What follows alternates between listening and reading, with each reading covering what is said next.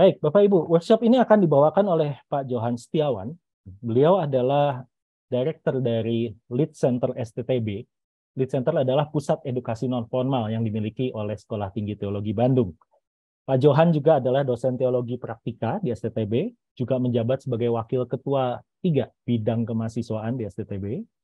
Beliau adalah penggagas kurikulum pemuridan Cambium, penerbitan media dan literatur Katalis.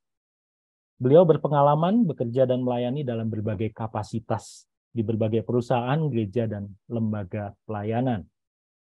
Tanpa berlama-lama, waktu dan kesempatan saya serahkan ke Pak Johan. Silakan Pak Johan. Terima kasih Pak Mario. Selamat siang, selamat sore Bapak Ibu Saudara sekalian, rekan-rekan yang sudah berkumpul di ruangan Zoom ini. Sungguh satu kesempatan yang istimewa boleh bersama-sama dengan rekan-rekan semua.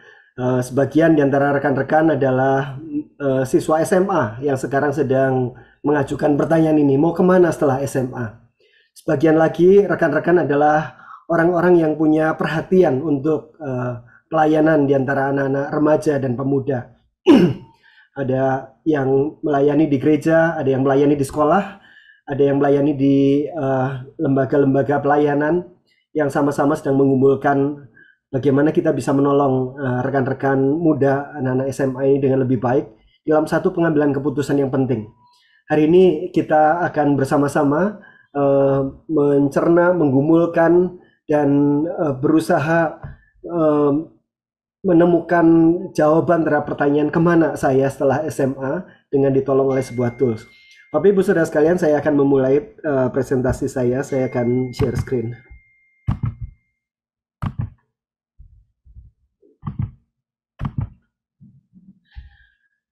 Kemana setelah SMA? Bagaimana kita bisa menentukan jurusan studi yang tepat sesudah kita lepas dari bangku sekolah di SMA ini?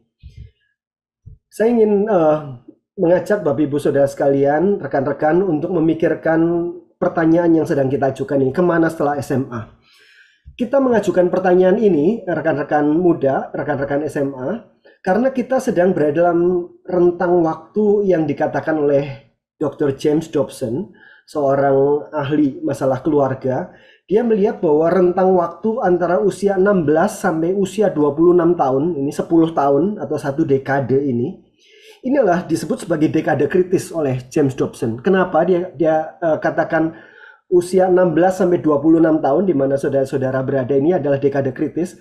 Karena di dalam waktu 10 tahun ini sebagian besar, saya ulangi, sebagian besar keputusan yang menentukan 50 tahun masa hidup selanjutnya dibuat. Jadi saudara-saudara mungkin ketika kita menjalani ya biasa sebelum kita lulus kita bertanya mau kemana setelah SMA. Tetapi kita perlu menyadari bahwa ini adalah keputusan besar, bukan keputusan yang main-main.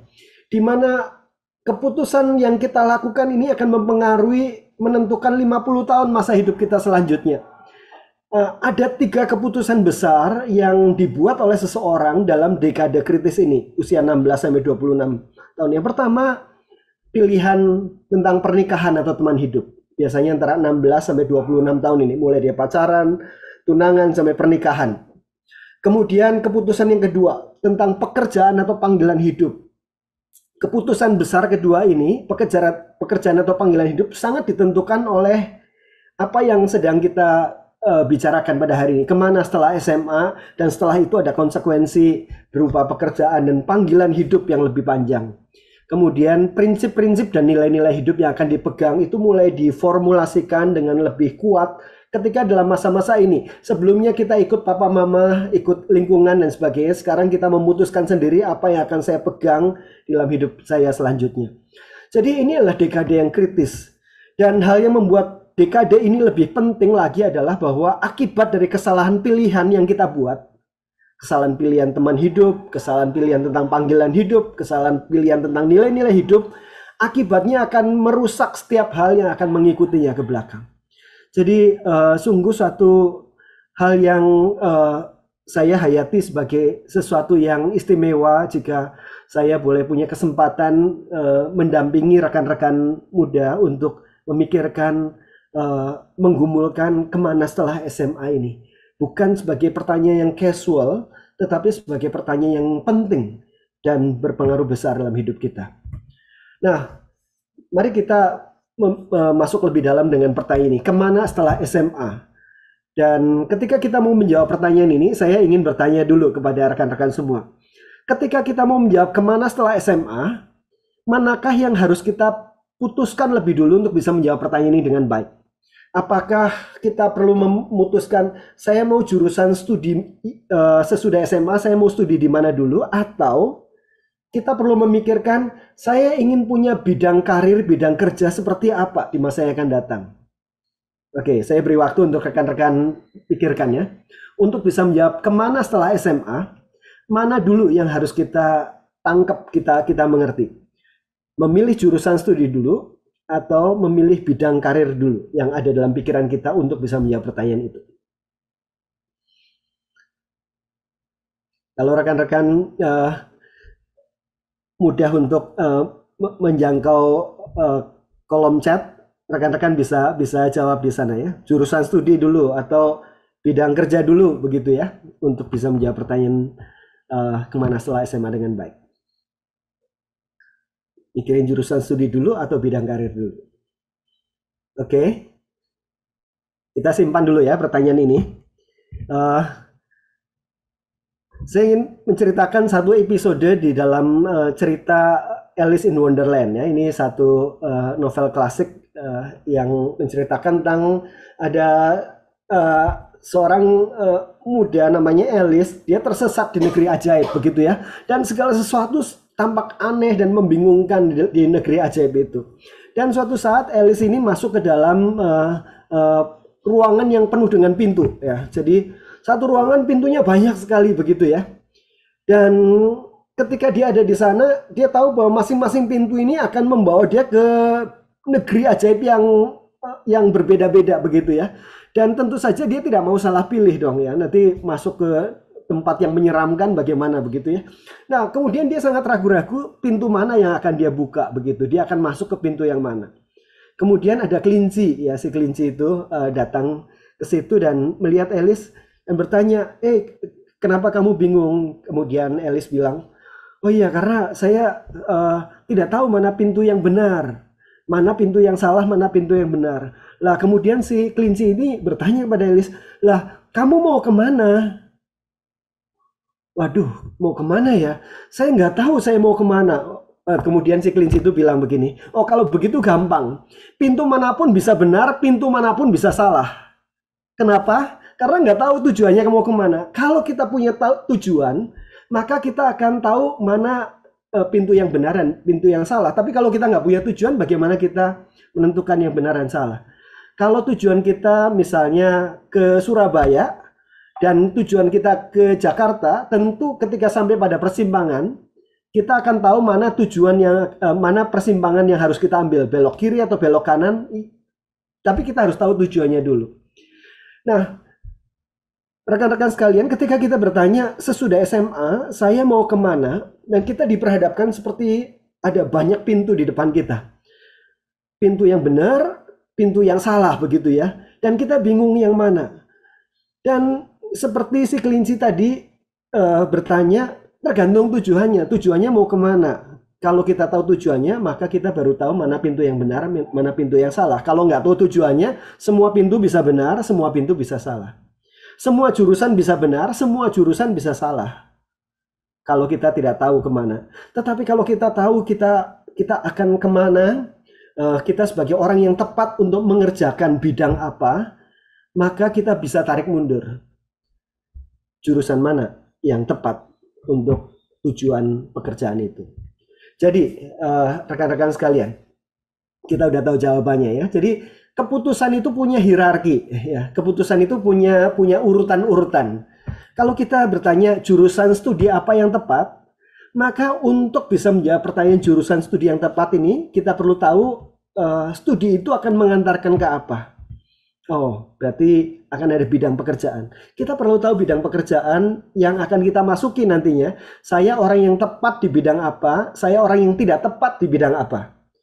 Dari informasi ini, maka kita bisa menentukan jurusan studi yang tepat.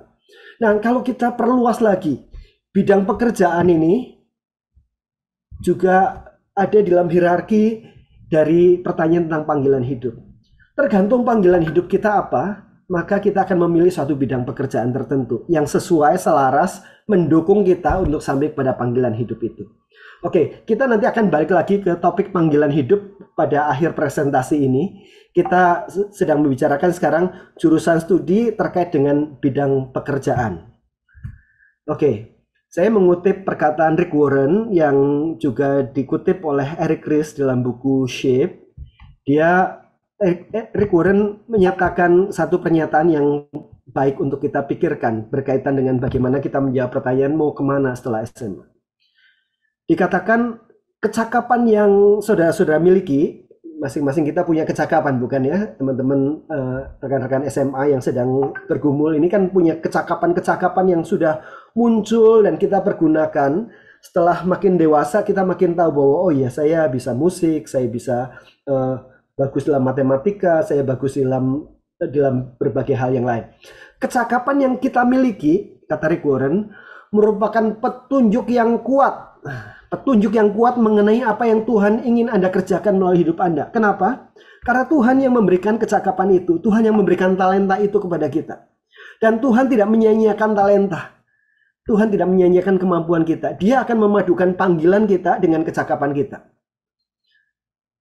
Jadi ketika kita mencoba mengenali pimpinan Tuhan dalam hidup kita tentang what next, maka petunjuk yang kuatnya adalah kita mengenali Tuhan kasih apa, Tuhan merancang apa dalam diri kita, dari skill set apa yang Tuhan berikan kepada kita. Nah, kenapa pengenalan kita akan kekuatan kita akan sangat berkaitan dengan apa yang Tuhan mau lakukan di dalam hidup kita, pekerjaan apa yang dapat kita kerjakan di sana. Jadi ada seorang ahli yang namanya John Holland. Rekan-rekan semua berkumpul di tempat ini. Ada satu tes yang rekan-rekan sudah isi, namanya Holland Code. Inilah perancangnya, namanya John Lewis Holland. Dia adalah seorang sosiolog, dia juga seorang psikologis. Dia sangat dikenal sebagai perintis untuk vocational psychology. Dia ada banyak pemikiran-pemikirannya yang terus dikembangkan oleh para ahli yang lain. Dia adalah salah satu perintisnya tentang bagaimana mengenali kesesuaian antara kepribadian kita dengan lingkungan kerja. Dia mengatakan bahwa setiap kita punya tipe kepribadian yang unik, punya minat dan bakat yang unik. Setiap pekerjaan juga punya model lingkungan yang unik. Akan ada orang-orang yang bisa bekerja dengan baik dengan model lingkungan tertentu, dengan keterampilan-keterampilan tertentu yang dibutuhkan. Kita tahu lah ya, seorang arsitek misalnya akan berbeda tuntutannya dengan seorang akuntan misalnya. Akan berbeda lagi dengan seorang psikolog. Jadi berbeda-beda itu. Masing-masing punya kemampuan-kemampuan, punya nilai-nilai yang diperlukan supaya bisa menikmati dan berhasil dalam kerja itu. Nah, kita punya tipe, pekerjaan juga punya tipe. Nah, kalau tipenya selaras, tipe yang dituntut oleh pekerjaan dan tipe kita itu selaras, matching, maka akibatnya dalam jangka pendek kita akan produktif, kita akan puas. Karena kita merasa ini bidang yang saya minati, bukan hanya minat tetapi saya juga punya kemampuan di situ. Bukan hanya mampu tapi juga saya punya minat di situ. Jadi ada produktivitas, ada kepuasan. Dalam jangka panjang akan ada stabilitas. Kita biasanya kalau bidangnya matching seperti itu, kita akan jarang untuk pindah-pindah bidang, begitu ya. Pindah perusahaan mungkin iya, pindah tempat pelayanan mungkin iya, tetapi bidangnya ya tetap di situ. Karena bidang yang selaras dengan itu. Oke. Jadi ini yang dikatakan Holland. Jadi kalau kita hubungkan dengan perkataan tadi, Tuhan tidak menyia-nyiakan kemampuan, tetapi Tuhan memadukan kemampuan kita dengan panggilan hidup kita, sehingga petunjuk yang baik untuk kita mengenali panggilan hidup kita adalah mengenali kemampuan apa yang Tuhan berikan pada kita. Oke, sampai di sini. Rekan-rekan, saya kutip lagi dari Rick Warren dari buku yang sangat terkenal The Purpose Driven Life. Dia mengatakan begini, seseorang memiliki berpuluh-puluh bahkan beratus-ratus bakat terpendam yang belum dikenali dan belum digunakan. Jadi rekan-rekan ini seiring berjalannya waktu kita akan punya banyak pengalaman, punya banyak kesempatan untuk mempraktekkan banyak hal dalam kehidupan kita Dan kita akan mendapati bahwa, oh iya, saya ternyata bisa ini. Saya pikir saya nggak bisa ini, ternyata setelah dicoba, setelah diusahakan, bisa juga begitu ya. Dan dikatakan kita punya beratus-ratus bakat terpendam yang mungkin belum kita kenali sampai sekarang ini dan belum digunakan. Berbagai penelitian, ini dari beberapa referensi yang dia pakai, telah menunjukkan bahwa rata-rata seseorang memiliki 500 hingga 700 bakat dan keterampilan. Jadi, saudara-saudara, kalau kita merasa tidak terlalu berbakat ya, paling enggak kita 500 bakatnya lah begitu ya. Mungkin ada orang yang disebut multi talent, talentanya banyak, mungkin sampai sekitar 700. Jadi kita punya banyak sekali hal-hal di dalam diri kita, baik yang sudah kita kenali maupun yang belum. Bagian dari tanggung jawab gereja adalah untuk mengidentifikasi dan mendayagunakan bakat-bakat tersebut untuk melayani Tuhan. Bagian kita juga yang sedang berusaha menjawab pertanyaan kemana setelah SMA adalah mengenali bagaimana Tuhan merancang kita, bakat-bakat, minat-minat yang Tuhan berikan pada kita untuk dipakai bagi kepentingan kerajaannya. Pertanyaan yang kita miliki adalah bagaimana caranya. Bakat-bakat kalau ada 500 hingga 700 yang kita miliki, waduh, bagaimana kita mengenalinya? Dan setelah kita mengenali, bukankah itu jadi membingungkan karena begitu banyaknya begitu ya? Nah, kita kembali pada John Holland. John Holland menolong kita untuk mengelompokkan bakat-bakat yang begitu banyak ini ke dalam beberapa klaster. Mari kita cermati teori Holland ini sebentar sebelum kita masuk ke dalam memahami hasil tes kita. John Holland mengeluarkan sebuah teori yang didasarkan pada penelitian empiris dia, yang kemudian disebut sebagai Holland Codes atau kode Holland. Kadang-kadang ini juga disebut sebagai Holland Hexagon karena bentuknya segi 6, atau RIASEC, ya, RIASEC, singkatan dari hal-hal yang akan saya jelaskan ini. Begini, ketika Holland mau mengelompokkan skill set yang ada di dalam kaitannya dengan suatu pekerjaan, dia melihat bahwa satu pekerjaan, satu keterampilan yang dibutuhkan dalam pekerjaan itu akan berkaitan dengan ada pekerjaan yang berhubungan dengan benda, ada pekerjaan yang berhubungan dengan manusia, ada pekerjaan yang berhubungan dengan ide atau gagasan. Ya, betul ya. Ada kerjaan yang banyak sekali kita ketemunya dengan barang, bukan orang. Ada pekerjaan yang kita banyak ketemunya dengan orang, bukan barang. Atau bukan orang dan bukan barang, tetapi berupa gagasan-gagasan, teori-teori, atau konsep-konsep, atau seni, begitu ya. Nah, ini merupakan pembagian besar, tetapi terlalu global, terlalu gede gitu kelompoknya. John Holland kemudian mengelompokkan lagi. Hal-hal yang berhubungan dengan benda itu bisa dipisahkan menjadi dua bagian lagi, yaitu benda realistik dan benda konvensional. Nanti akan dijelaskan apa itu R dan C itu ya, konvensional dan realistik. Berhubungan dengan orang juga ada dua macam, orang secara sosial dan orang secara enterprising. Berhubungan dengan gagasan juga ada dua macam. Di sini gagasan yang sifatnya artistik, seni, dan gagasan yang sifatnya investigatif, logika dan teori. Nah, jadi kita melihat ini ada segi 6, inilah yang disebut sebagai Holland Hexagon. RIASEC itu diambil dari huruf pertama dari masing-masing kategori ini.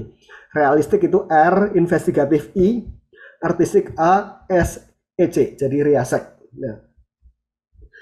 Nah, apa gunanya kategori-kategori ini? Kategori-kategori ini dipakai untuk mengklasifikasikan pekerjaan-pekerjaan yang ada di dunia. Misalnya, contoh, pekerjaan seorang arsitek misalnya. Arsitek menurut Bapak Ibu Saudara sekalian lebih banyak berhubungan dengan orang atau dengan barang atau dengan ide. Tiga-tiganya ya. Berhubungan dengan artistik, dengan seni, begitu ya. Tetapi bukan seni cuma sekedar menggambar bebas begitu ya. Ada begitu banyak pemikiran sistem, kelistrikan, air dan sebagainya yang harus dia pertimbangkan. Ada unsur investigatifnya di sana. Tetapi juga ada unsur realistiknya, unsur kebendaan, karena ini berbicara tentang barang, bangunan begitu ya. Dan tergantung arsiteknya di mana. Ada arsitek yang membutuhkan banyak aspek sosial di mana kita perlu banyak immerse dengan klien kita dan sebagainya. Jadi arsitek tata kota akan berbeda dengan arsitek hunian rumah begitu ya. Skill setnya akan berbeda. Jadi kita bisa membayangkan sebuah pekerjaan itu bisa dicirikan dengan gabungan dari beberapa kombinasi ini. Dan Holland mengatakan biasanya ada 2 atau 3 yang dominan. Misalnya, yang dominannya adalah artistik, investigatif, dan realistik misalnya. Berarti kode pekerjaan itu, kodenya, tipenya adalah tipe AIR, air ya, AIR, artistik, investigatif, realistik. Itu contohnya. Nah, Bapak Ibu Saudara sekalian, kalau Holland bilang tadi matchingnya, maka ini bukan hanya kode bagi pekerjaan-pekerjaan, tetapi ini kode bagi manusia, bagi kitanya yang bekerja, yang melakukannya, melakukan aktivitas itu. Kita ada orang-orang yang diberi minat dan bakat yang berbeda-beda. Ada yang minat bakatnya lebih menata, konvensional. Ada yang minat bakatnya lebih menolong, mengajar, membimbing, lebih sosial. Ada yang lebih menjual, mempromosikan sesuatu, persuasi, enterprising begitu. Kita punya minat dan bakat yang berbeda-beda. Dan seperti pekerjaan punya kode Holland, 2 atau 3 kode yang dominan, Bapak Ibu Saudara dan saya, rekan-rekan muda, ini juga kita punya 3 kode itu yang melekat di dalam diri kita seiring dengan berjalannya waktu. Nah, yang disebut career match adalah ketika kode pekerjaan dan kode kepribadian kita itu selaras. Dan itulah yang mau kita cari, Bapak Ibu Saudara sekalian. Nah, ini adalah yang dikatakan oleh John Holland tadi ya, ada keselarasan, menghasilkan produktivitas, kepuasan, dan stabilitas. Nah, kabar baiknya adalah untuk tipe lingkungan kerja, jadi pekerjaan-pekerjaan itu kodenya apa saja, itu sudah dilakukan oleh Departemen Tenaga Kerja Amerika. Jadi Department of Labor dari Amerika punya data judul-judul pekerjaan yang ada di Amerika sana ya. Beberapa, sebagian besar mirip juga yang ada di Indonesia. Beberapa yang ada di Indonesia ada, di sana nggak ada. Yang di sana ada, di sini nggak ada juga begitu. Tetapi banyak sekali yang sama. Di sana ada, di sini juga ada. Departemen Tenaga Kerja Amerika itu punya directory, punya sebuah daftar pekerjaan-pekerjaan yang ada, dan luar biasanya adalah masing-masing pekerjaan itu sudah dikasih kode Holland-nya. Nah, dari sana kita tahu bahwa Holland itu bukan ahli sembarangan ya.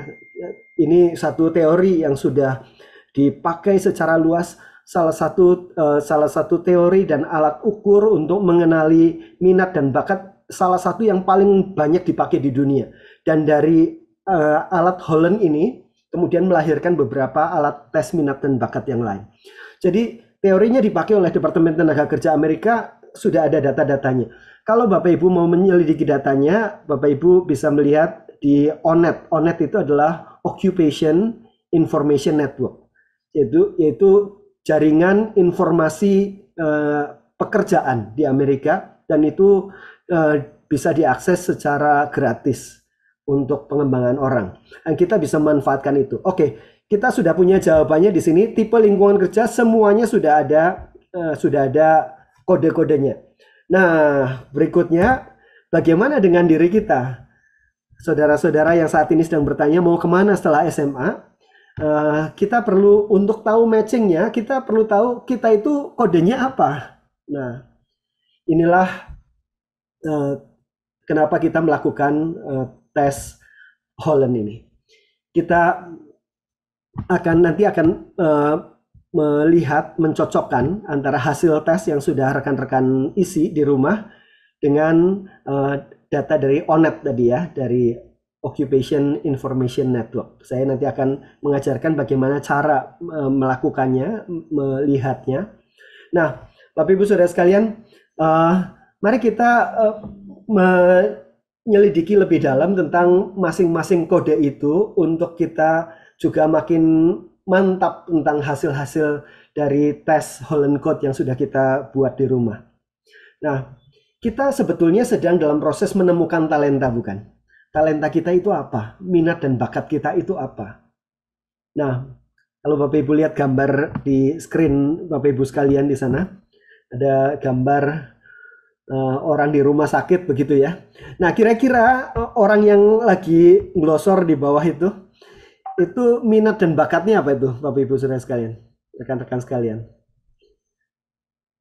Itu pasti hal-hal yang berhubungan dengan montir begitu ya. Mungkin ranjang di rumah sakitnya itu kok bunyi-bunyi dan sebagainya begitu ya. Wah, dia langsung minat dan bakatnya keluar begitu ya untuk langsung bikin perbaikan di situ.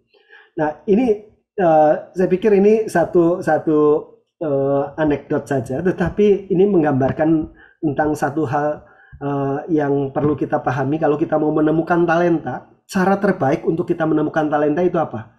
Adalah dengan mengamati perilaku dan perasaan kita ketika menjalani aktivitas itu dalam rentang waktu tertentu. Misalnya ada orang yang memang senang sekali mengulik mesin begitu ya. Jadi dia senang tuh kalau ada sepeda motornya rusak, dia malah senang, bukannya sedih begitu ya. Wah, ini kesempatan nih, jadi punya alasan buat bongkar-bongkar, dia jadi tahu apa yang harus dilakukan begitu ya. Terima bongkar, tidak terima pasang begitu ya, rusak kemudian nanti dia bingung begitu. Tetapi dia senang tuh, ada seperti itu. Nah, apa yang dirasakan, apa yang kita lakukan ketika menjalani satu aktivitas dalam rentang waktu tertentu, seringkali itulah talenta kita. Nah, jadi sebetulnya cara yang paling ampuh sebetulnya bukan dengan mengisi kuesioner, Bapak Ibu Saudara sekalian, rekan-rekan sekalian, tetapi dengan mengamati perilaku dan perasaan kita sendiri. Ketika kita menggunakan satu aktivitas, satu skill di dalam rentang waktu tertentu. Tentu saja jangan terlalu buru-buru untuk menyimpulkan ya, misalnya, waduh, saya nggak bisa. Ya mungkin karena kita kurang latihan atau kita baru memulai di situ. Jangan buru-buru mengatakan bahwa kita nggak bisa di situ. Mungkin kita perlu mentor yang baik, perlu latihan, perlu training dan sebagainya. Setelah kita kerjakan dalam rentang waktu tertentu, baru kita boleh menyimpulkan. Jadi jangan buru-buru menyimpulkan. Tetapi cara yang terbaiknya adalah itu. Mengamati perilaku dan perasaan kita. Apa yang kita amati? Nah, di dalam satu buku yang bagus sekali judulnya Strength Finder, bagaimana kita menemukan kekuatan kita. Sebuah skill yang kita sebut sebagai talenta kita, ciri-cirinya adalah sebelum kita mau melakukan hal-hal yang berkaitan dengan talenta itu, kita menantikannya. Ada antisipasi dengan sukacita. Misalnya ada orang yang senang konseling begitu ya. Nah, waktu udah janjian konseling ya, ada temennya yang mau curhat sama dia. Sebelum melakukannya dia udah excited dulu. Wah, hari ini saya akan ketemu dengan orang ini, saya bisa bantuin dia, bisa mendengarkan cerita dia. Atau sebagian kita mungkin yang senang mengajar misalnya. Saya punya temen waktu di rumah itu, kalau pulang sekolah minggu dari gereja, dia ngumpulin adik-adiknya dan juga boneka-bonekanya begitu ya, untuk mendengarkan dia jadi guru sekolah minggu, meniru waktu dia barusan dari gereja itu. Dia kumpulin betulan gitu dan dia senang melakukannya. Dia pulang rumah udah wah, saya nanti akan ajarin ini ke adik-adik saya begitu gitu ya. Nah, sebelum kita melakukan, kita menantikan untuk wah, saya akan melakukan ini. Nah, itu adalah ciri-ciri, itu adalah strength kita, talenta kita. Dan ketika kita melakukan, kalau tadi sebelum ini, ketika kita melakukan, kita merasa efektif. Orang juga akan merasa, iya ya, saya jadi ngerti. Waktu diterangin sama guru matematika di kelas, saya masih bingung. Tapi waktu diterangin sama teman saya ini, sekarang saya jadi ngerti gitu ya. Wah, jadi kita mendapatkan komplimen, kita mendapatkan peneguhan dari orang-orang yang mendapatkan manfaat dari situ. Kita juga merasa senang begitu ya. Nah, beda kalau misalnya ketika kita melakukan, kita malah merasa capek. Selesai sih selesai begitu ya. Nah, misalnya ada orang yang kalau suruh menjelaskan sesuatu membingungkan begitu ya. Oke, dia persiapan, kemudian dia menjelaskan. Ya menjelaskannya nggak jelek-jelek amat gitu ya. Tetapi perasaannya apa? Waduh, habis itu, waduh, lega sekali, saya udah selesai. Sesuatu yang berat, sesuatu yang menyusahkan, sesuatu yang menekan. Aduh, gitu ya. Kemudian kalau bisa nggak beginian lagi deh begitu ya. Nah, itu artinya itu bukan talenta atau strength kita. Tapi kalau itu talenta dan strength kita, ketika kita melakukan, kita merasa efektif. Dan setelah kita selesai melakukannya, kita merasa fulfill, kita merasa penuh, bukan merasa empty, bukan merasa bocor, tapi merasa diisi. Orang bilang, waduh, kamu konseling dari pagi sampai siang, begitu apa nggak capek ya dengerin orang begitu ya? Enggak, katanya. Saya merasa penuh, merasa saya melakukan sesuatu yang meaningful, bermakna, dan saya senang melakukan. Ada orang yang melakukan sesuatu kemudian dia justru merasa bocor energinya, maka kemungkinan besar itu bukan talenta dia. Dia merasa penuh dan dia merasa otentik, merasa menjadi dirinya sendiri, nggak sedang meniru-niru jadi orang lain yang bukan dirinya. Tetapi iya, ini saya segenap hati nih ya di sini, saya ada di sini. Nah, itulah ciri-ciri talenta. Dan gampangnya Bapak Ibu Saudara sekalian, rekan-rekan semua, ketika kita bisa mengamati hal-hal ini, kita nggak butuh psikotes. Kita mengamati apa yang perilaku dan perasaan kita ketika kita menggunakan skill set tadi. Saya ingin mengajak rekan-rekan untuk mengamati perilaku dan perasaan kita ketika saya menjelaskan berikut ini tentang masing-masing dari Holland Code ini, Holland Codes. Jadi RIASEC saya akan jelaskan satu persatu. Ketika saya menjelaskan, saya meminta untuk rekan-rekan semua pikirkan ketika dijelaskan satu aspek ini, apakah ini sesuatu yang menjadi talenta saya? Sesuatu yang saya senang menggunakannya, saya merasa otentik, saya merasa penuh. Begitu ya. Jadi mari kita bukan hanya sekedar mendengar, tetapi meletakkan diri kita di dalamnya. Oke, saya akan mulai menjelaskan dari yang pertama, yaitu R, realistik. Apa itu realistik? Sambil saya menjelaskan, rekan-rekan mulai pikirkan, boleh mencatat juga. Oh, saya mungkin yang ini nih, begitu ya. Nanti kita akan mencari 3 kode kita yang paling kuat di mana. Realistik, saya jelaskan pertama. Orang-orang realistik atau biasa dikatakan dengan istilah lain sebagai doers, orang-orang yang senang making things done, melakukan sesuatu menjadi terlaksana, begitu ya. Ini adalah orang-orang yang memiliki minat dan bakat yang berkaitan dengan benda. Nah, tadi ada 2 macam benda ya, benda realistik dan benda yang satunya lagi yang lain. Nah, benda yang realistik ini adalah benda untuk apa? Untuk dia operasikan.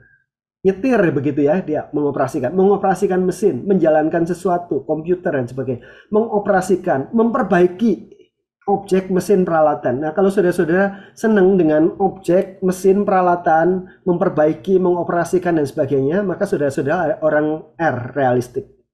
Orang doers. Dan benda-benda ini bukan hanya benda-benda mati.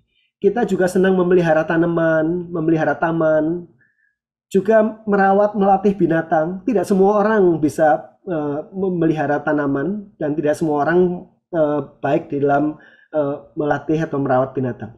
Tapi ini orang-orang yang senang dengan benda dan menikmati. Biasanya orang-orang seperti ini juga punya hobi-hobi yang cukup khas. Dia suka olahraga, suka kegiatan luar ruangan, memancing, camping, hiking dan sebagainya. Ya, ini ciri-ciri secara umum tentu saja. Pasti ada banyak variasinya dan kita tidak mungkin 100% ada di sini begitu ya. Mungkin saya 70%, 80% di situ, tidak 100% di situ.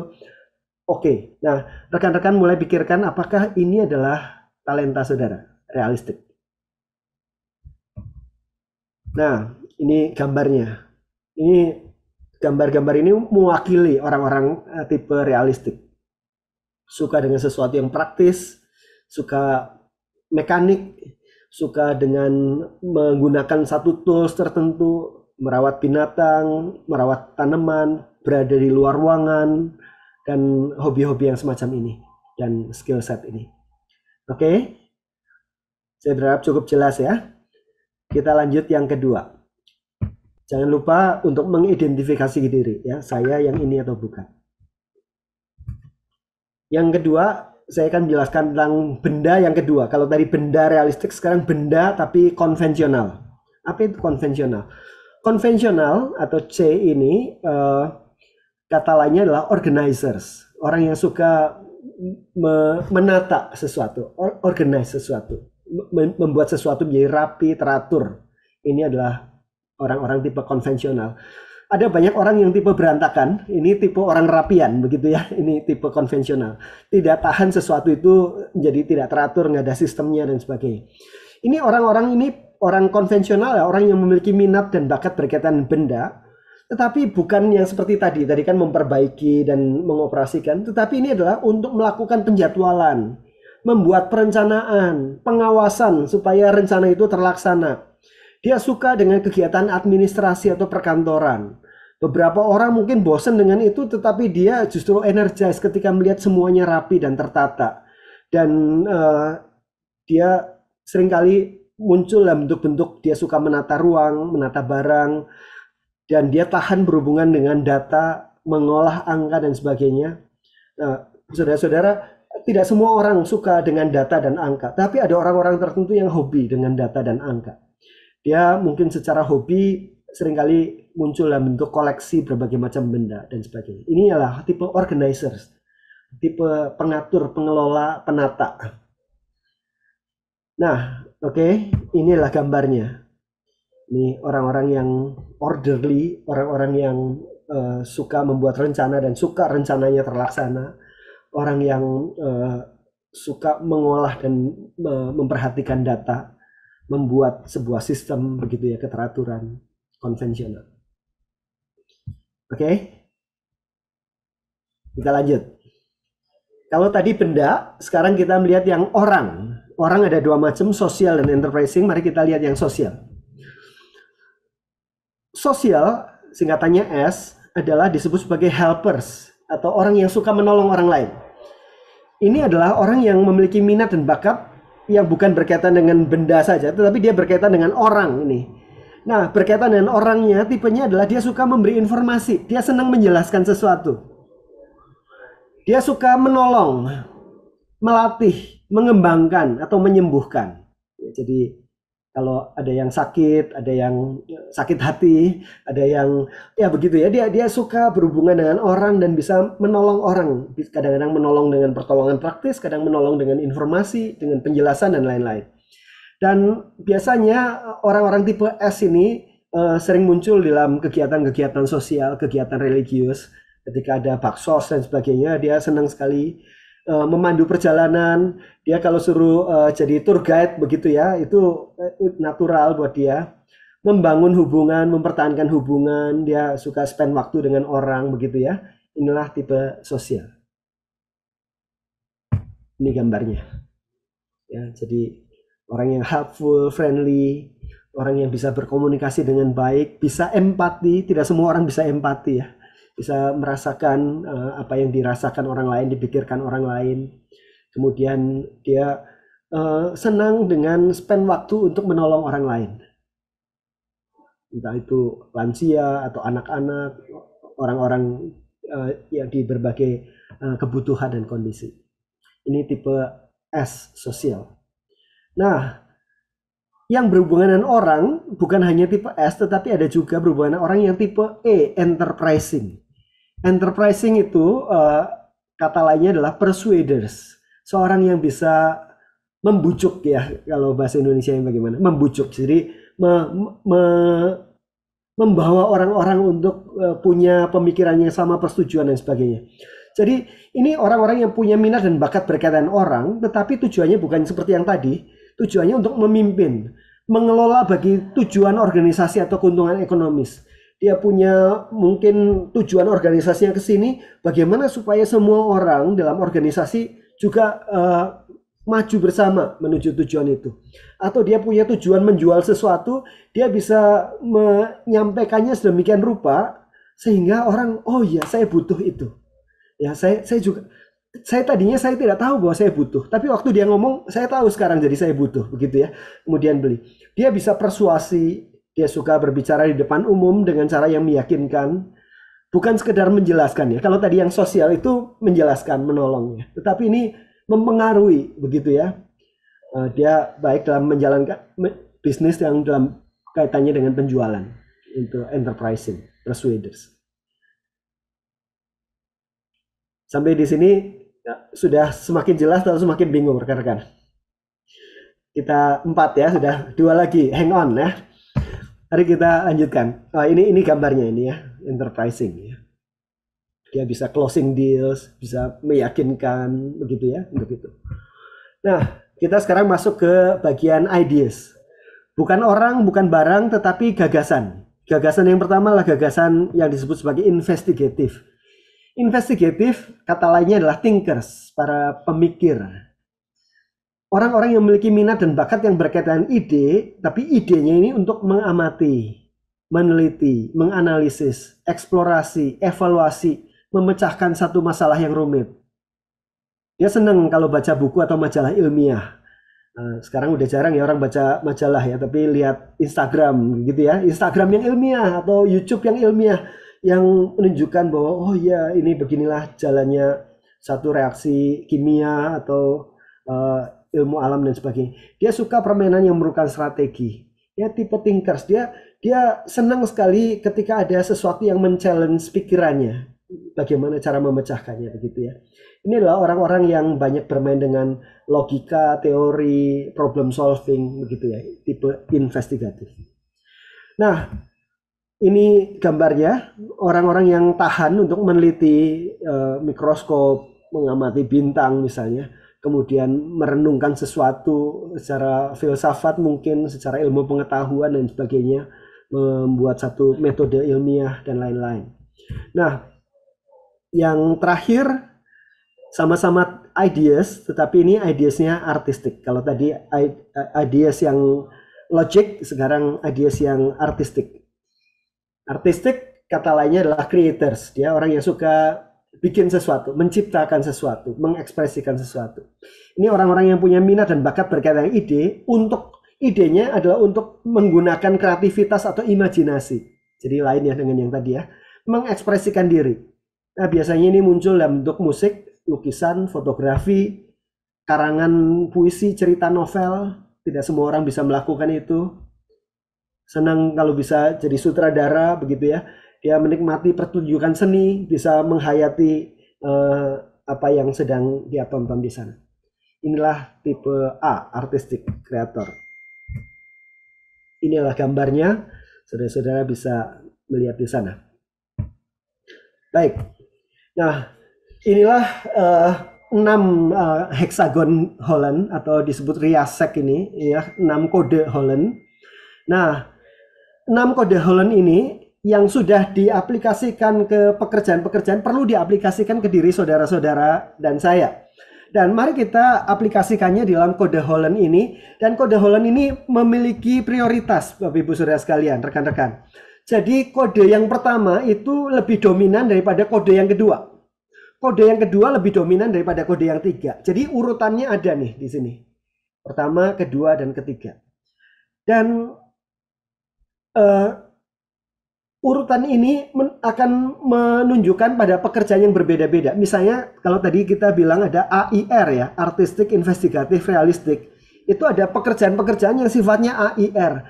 Tetapi kalau tiga kode ini dipindah-pindahkan, misalnya kita balik RIA begitu ya, sama-sama 3 kodenya, tapi urutannya berbeda, itu pekerjaannya berbeda. Nah, ini 3 kode Holland ini, yang perlu kita lakukan adalah menentukan kita itu urutan kode Hollandnya yang mana. Prioritas pertama, kedua, dan ketiga. Nah, ada banyak orang yang tiga-tiganya muncul. Dalam pengertian ketika mengamati ini, mengamati perilaku, perasaan, saya tahu yang pertama saya ini, kedua ini, ketiga ini. Nah, tetapi beberapa orang cuma 2, nggak apa-apa. Ya, jadi itu masih umum juga. Waktu yang pertama, kedua kita yakin sekali, tetapi yang ketiga sudah nggak yakin. Yang ketiga, ya kayaknya rata-rata semua sih, yang ini oke, yang itu oke juga, tapi nggak banget-banget begitu ya. Tetapi yang pertama, kedua yakin begitu ya. Nah, ada yang begitu, ada yang 2, ada yang 3. Tetapi urutannya ini penting. Sampai sini cukup jelas ya, Bapak Ibu Saudara sekalian. Nah, mari kita identifikasi.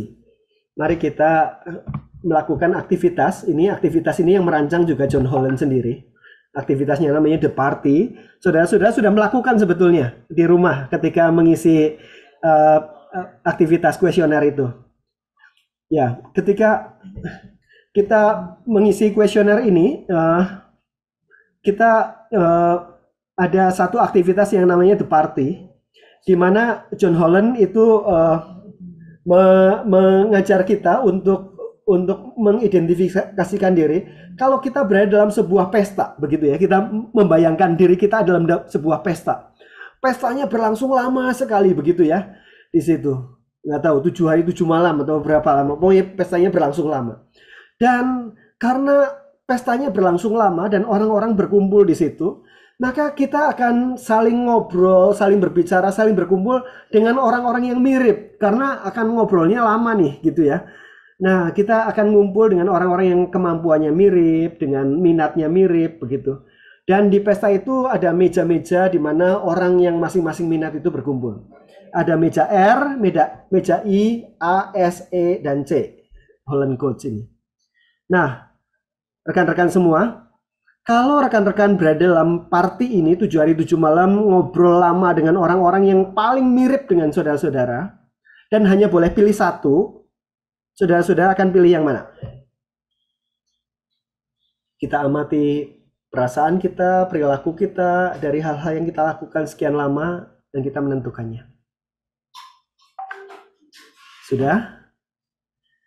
Kalau sudah, itulah kode Holland saudara yang pertama. The first code. Masukkan itu dalam catatan kode Holland kita yang pertama. Nah, di dalam cerita The Party ini, semua orang di meja kita akhirnya boleh pulang, begitu ya. Semua orang di meja kita boleh pulang. Tinggal kita sendirian. Tentu saja kalau masih sekian hari, sekian malam di tempat itu, masa kita sendirian, begitu ya. Kita akan gabung ke meja yang lain. Meja yang lain, kita cari meja yang paling mirip dengan kita dari sisi kemampuan, minat, dan bakatnya. Tetapi selain dari meja yang tadi kita. Karena meja kita tadi semuanya udah pada pergi semua. Saudara akan pergi ke meja yang mana? Itulah kode saudara yang kedua. Kode Holland yang kedua. Waktu kita mengisi yang pertama tadi, mungkin beberapa orang, aduh bingung, saya ini, tapi ini juga, yang mana begitu ya. Setelah timbang-timbang, akhirnya kita mengambil keputusan, oh yang ini nih, yang lebih dominan. Waktu dikasih kesempatan yang kedua, waduh kita senang ya, karena yang tadi tidak kita pilih, akhirnya kita bisa masukkan juga, begitu ya. Nah, oke, sekarang kita lanjutkan pestanya. Pesta terus berlanjut, tetapi semua orang di meja kita, semuanya sudah boleh pulang. Tinggal kita sendirian yang nggak boleh pulang di meja itu.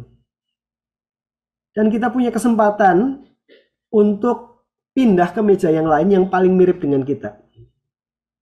Silahkan saudara-saudara pindah ke meja yang mana. Nah, untuk yang ketiga ini, beberapa mungkin, wah ini saya tahu yang mana begitu ya. Kalau yang tiga yang lainnya saya enggak, tapi yang ketiga ini saya oke. Beberapa di antara saudara mungkin yang 1, 2 tadi saya mantep. Yang ketiga ini kok saya bingung. Yang mana ya begitu ya, nggak apa-apa.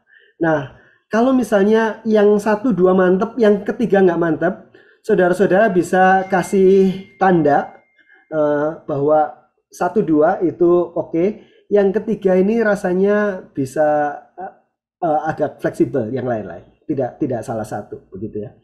Kasih tanda itu. Sampai di sini, saudara-saudara. Ini adalah salah satu latihan yang saudara-saudara isi, dan ada beberapa latihan yang lain yang saudara-saudara isi di sana. Ada yang sifatnya lebih ada angka-angkanya begitu ya. Kemudian keluar penjumlahannya, itu diterjemahkan dari On-Net Interest Profiler. Kemudian juga ada yang deskripsi. Kenapa ada 3 macam ya? Karena saudara-saudara kadang-kadang kesalahan kita memahami instruksi, memahami penghayatan kita terhadap satu bentuk mungkin bisa dikoreksi oleh bentuk yang lain. Harapannya apa? Harapannya ketika kita mengisi tiga-tiganya menemukan kode huruf yang sama. Harapannya begitu. Tetapi kalau tidak, maka kita akan punya beberapa variasi. Variasi itu ada 2 macam, saudara-saudara. Yang pertama, kode hurufnya sama, tetapi urutannya saja yang beda. Nah, ini variasi yang pertama. Variasi yang kedua, bukan hanya urutannya yang beda, kodenya juga berbeda. Nah, kalau begitu kita punya sedikit masalah di sana. Ya, jadi ketika kodenya berbeda, berarti nanti variasinya akan lebih banyak untuk itu. Nah, tiga ini dipakai untuk saling mengoreksi dan kita bisa melihat lagi. Tetapi saya suka sekali dengan yang tadi baru saja kita lakukan, yang namanya the party, karena itu lebih free flow begitu ya. Kita lebih mudah untuk kita meletakkan diri kita di mana sepanjang kita memahami apa itu masing-masing dari Holland Code. Nah, eh, Bapak Ibu Saudara sekalian, ketika sudah mengisi di rumah dan juga tambah exercise yang baru saja kita lakukan bersama-sama di Zoom Room ini, saya berharap beberapa sudah mulai, oh saya kodenya ini.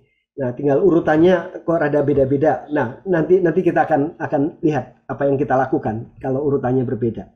Kalau saudara-saudara ada yang mau mengisi versi bahasa Inggris, karena waktu pendaftaran ada beberapa yang bertanya ya, saya studinya bukan di Indonesia atau di sekolah yang berbahasa Inggris, kayaknya rada bingung memahami pertanyaan-pertanyaannya, ada nggak yang bahasa Inggris? Ada, ini dari Onet Interest Profiler, dari saudara-saudara bisa lihat di sana ada websitenya. Di sana saudara-saudara tinggal mengisi, nanti komputer akan menghitungkan total kode hurufnya. Saudara-saudara sudah mengisi sebetulnya ini yang bahasa Indonesia versi paper and pencil. Saudara-saudara mengisi angka 1, 2, 3 itu. Nah, itu adalah terjemahan dari Onet Interest Profiler ini. Nah, saudara bisa mengisi ini kalau mau dalam bahasa Inggris. Karena Holland ini sangat terkenal, jadi ada banyak versinya di dalam internet. Ada yang versi abal-abal dan versi yang cukup bagus gitu ya.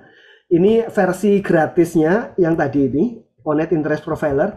Kalau saudara-saudara mau coba lagi, mau coba memastikan kodenya, ini bisa pakai yang di Truity. Truity Holland Code-nya cukup bagus di sini. Saya tidak menyarankan kita sembarangan mengisi model tes Holland ini karena banyak di internet.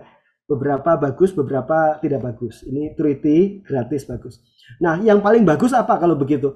Yang paling bagus ini, Bapak Ibu Saudara sekalian. Ini adalah dari John Holland sendiri yang memberi namanya Self-Directed Search. Dan saudara-saudara kalau mau mengisi ini nanti akan keluar profil yang cukup banyak. Jadi ada penjelasannya sangat baik, sudah komplit di situ, tapi berbayar, Bapak Ibu sekalian. Bayarannya adalah 14,95, $15 lah.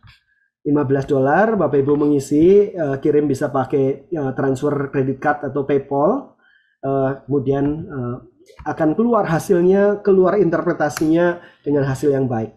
Nah, ini yang paling baik ya. Jadi kalau yang gratisan tadi ada keterbatasan, termasuk yang Onet Interest Profiler ini. Jadi itu sebabnya saya kasih 3 supaya itu bisa saling mengkoreksi ya. Kalau yang ultimate yang ini. Nah, ini ada orang, saya tidak kenal siapa dia, tapi dia bikin self-directed search bahasa Indonesia. Dia menerjemahkan sendiri, saya sangat yakin dia tidak minta izin, begitu ya. Tetapi ini salah satu yang bisa saudara pakai. Kalau mau cari yang bahasa Indonesia versi SDS, yang ini versi yang lama ya. Ini juga mau dibilang disarankan kok gimana begitu ya, tapi ya tahu sama tahu ya saudara-saudara, kalau mau yang bahasa Indonesia ini gratis lagi, saudara-saudara bisa pakai yang ini. Jadi yang lain-lain tidak terlalu saya sarankan, jadi selain beberapa hal yang tadi. Oke, kita kembali, kita sudah punya kode-kode yang kita miliki. Sekarang yang pentingnya adalah kode itu artinya apa begitu ya. Kalau saya sudah punya kode ini, terus jurusannya apa begitu ya, atau pekerjaannya apa yang sesuai. Dan kita butuh yang namanya occupation finder. Satu, bagaimana menemukan pekerjaan-pekerjaan yang sesuai dengan kode Holland yang kita miliki. Saya sudah bikinkan tiny URL-nya, shorter URL-nya di sini. Saudara-saudara, kalau saudara-saudara ada komputer lain atau ada HP dan sebagainya, jadi ada 2 device yang pertama dipakai untuk nge-zoom begini ya. Saudara pakai device yang kedua, coba masukkan ke dalam search engine, masukkan kode ini, https tinyurl.com occupation finder. Saya akan membawa saudara-saudara selangkah demi selangkah untuk tahu bagaimana mengeksplorasi database yang luar biasa ini. Saudara-saudara, kalau saudara-saudara masuk ke sana, saudara akan masuk ke dalam ONET online, ya. Munculnya dalam bentuk seperti ini. Saudara sudah punya 3 kode hurufnya kan, ya. Saudara klik kode huruf pertamanya di sini. Jadi kalau kode huruf pertamanya realistik, klik realistik. Kode huruf pertamanya artistik, klik artistik.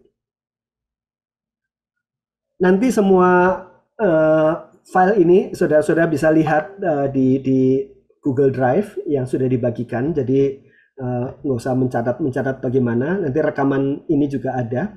Saudara fokus untuk mengikuti penjelasan saya di sini, ya. Klik salah satu di sini yang merupakan kode huruf pertamanya. Saudara akan masuk ke halaman berikutnya dari ONET profile ini. Di sana sudah terisi first interest-nya. Maka saudara tinggal mengisi second interest dan third interest. Yang ketiga ini tidak harus. Ya, yang kedua harus kita isi. Second interest dan third interest. Silahkan saudara-saudara isi dan klik go. Nah, setelah klik go, maka saudara-saudara akan masuk ke halaman ini. Ini contohnya kalau Social Enterprising Artistic, SEA. Ini akan keluar jenis-jenis pekerjaan yang berkaitan dengan SEA. Tidak semuanya SEA. Saudara-saudara kalau lihat di sini interest code-nya, dia sudah balik-balikin di situ. Ada SAE, SAE, AES, ada SEA sendiri dan macam-macam di sini, ya. Jadi dia algoritmanya dia akan menunjukkan variasi-variasi pekerjaannya seperti apa yang sesuai dengan kode yang kita masukkan. Nah, ada yang penting yang perlu saya jelaskan di sini yang namanya job zone. Job zone ini apa? Job zone ini adalah jenis-jenis keterampilan yang dibutuhkan, pelatihan yang dibutuhkan untuk bisa melakukan satu pekerjaan tersendiri. Nah, kalau saudara-saudara dilihat di sini di atas ada show job zones, ada all 1, 2, 3, 4, 5. Nah, saudara-saudara nanti bisa memilih 1, 2, 3, 4, 5-nya ini berdasarkan penjelasan saya ini. Job zone 1 adalah pekerjaan yang tidak atau sedikit memerlukan pengetahuan, keterampilan, dan pengalaman sebelumnya. Misalnya, job zone 1 adalah pekerjaan-pekerjaan seperti waiter atau waitress. Jadi nggak perlu pengalaman apa-apa, pokoknya masuk kerja hari itu diajari sebentar langsung bisa kerja jadi waiter atau waitress. Nah, itu job zone 1. Jadi hanya memerlukan sedikit saja pengetahuan, keterampilan, pengalaman sebelumnya. Job zone 2 adalah pekerjaan yang perlu pengetahuan, keterampilan, pengalaman sebelumnya tapi secukupnya saja. Misalnya jadi teller. Nah, jadi teller nggak bisa hari itu datang langsung bekerja. Perlu diajarin bagaimana kalau ada errornya dan sebagainya. Perlu pengetahuan, keterampilan secukupnya. Tapi saudara nggak perlu misalnya di kursus 1 bulan untuk jadi teller gitu. Nggak perlu itu, ya. Jadi ada pengetahuan secukupnya. Itu job zone 2. Job zone 3 adalah pekerjaan yang perlu pengetahuan, keterampilan, pengalaman sebelumnya secara cukup. Misalnya jadi tour guide, ya. Tour guide kita harus hafal, kita harus punya pengalaman, biasanya ada waktu magang dan sebagainya. Tetapi tidak perlu kuliah 1 tahun untuk jadi tour guide, begitu, ya. Tidak perlu kuliah sekian lama. Itu job zone 1, 2, 3. Jadi saudara-saudara sekalian, tergantung kita mau mencari pekerjaan yang job zone-nya berapa. Nah, saya menduga kalau saudara-saudara sudah selesai SMA, kebanyakan saudara-saudara akan mencari job zone 4 dan job zone 5. Job zone 4 adalah pekerjaan yang memerlukan banyak pengetahuan, keterampilan, dan pengalaman sebelumnya. Contoh, kalau mau jadi akuntan, kita akan kuliah 4 tahun. Ada sertifikasinya juga. Plus pengalaman kerja secara nyata jadi akuntan. Nah, itu job zone 4. Jadi job zone 4 itu adalah yang membutuhkan pendidikan perguruan tinggi. Jadi yang 1, 2, 3 tidak. Job zone 5, pekerjaan yang perlu sangat banyak pengetahuan, keterampilan, dan pengalaman sebelumnya. Misalnya saudara ingin jadi dokter bedah, saudara tidak cukup 4 tahun kuliah. Sesudah itu perlu ambil spesialisasi dan punya pengalaman lapangan yang banyak, 5-7 tahun. Itu job zone 5. Jadi saudara-saudara, kalau saudara-saudara sampai di sini nanti, saudara perhatikan yang sesuai. Dan kemungkinan saya menduga sebagian besar saudara hanya mencari yang job zone 4 dan job zone 5. Supaya lebih memudahkan, saudara tinggal klik di atasnya 4 atau 5, kemudian ini akan terfilter. Oke, sampai di sini. Nah, kalau saudara ketemu job zone tadi, sudah sesuai, maka misalnya yang bagian saya ya, SEA, ini kode saya, maka di sini ada muncul beberapa yang 4 itu, recreation workers, adult basic education, secondary school teachers, ada choreographer, producer, director, public relations specialist, kemudian macam-macam, musicians and singers, political science teacher, post secondary, ada clergy di sini. Nah, ini adalah hal-hal yang bisa kita pikirkan. Oh, ini pekerjaan-pekerjaan yang sesuai dengan tipenya dengan kita. Belum tentu, tapi pekerjaannya sesuai. Mungkin kita tidak minat di situ. Ini namanya juga lebih sifatnya generalisasi ya. Kita mungkin tidak minat dan sebagainya. Nah, tapi hal yang baiknya adalah kita jadi diajak mikirin hal-hal yang mungkin tadinya nggak kita pikirin loh. Tadinya kita nggak pikirin untuk jadi PR spesialis. Tapi waktu ini, iya ya, kalau dipikir-pikir saya jadi PR spesialis juga menyenangkan juga. Padahal tadinya nggak masuk dalam pikiran kita. Nah, inilah gunanya Occupation Finder ini, membuat kita jadi explore hal-hal yang tadinya mungkin tidak kita pikirkan, padahal itu mungkin sesuai. Nah, misalnya dari sekian banyak ini, kita tinggal coba pengen tahu lebih lanjut yang mana, kita klik yang itu. Misalnya ya, saya di sini, wah saya pengen tahu clergy itu apa. Clergy itu adalah rohaniwan di gereja ya. Misalnya, wah saya pengen tahu clergy itu seperti apa. Saya klik di sana, akan muncul saudara-saudara masuk ke dalam page ini. Nah, inilah luar biasanya database yang kita miliki. Inilah tempat di mana kita bisa berpesta dengan informasi, Bapak Ibu Saudara sekalian, rekan-rekan. Kalau kita pengen tahu untuk clergy ini ada beberapa sampel job titles ya, nama-nama pekerjaan, contohnya apa saja. Clergy itu tugasnya apa saja, di sini ada tasknya apa aja. Kita jadi tahu job desk-nya apa mereka lakukan.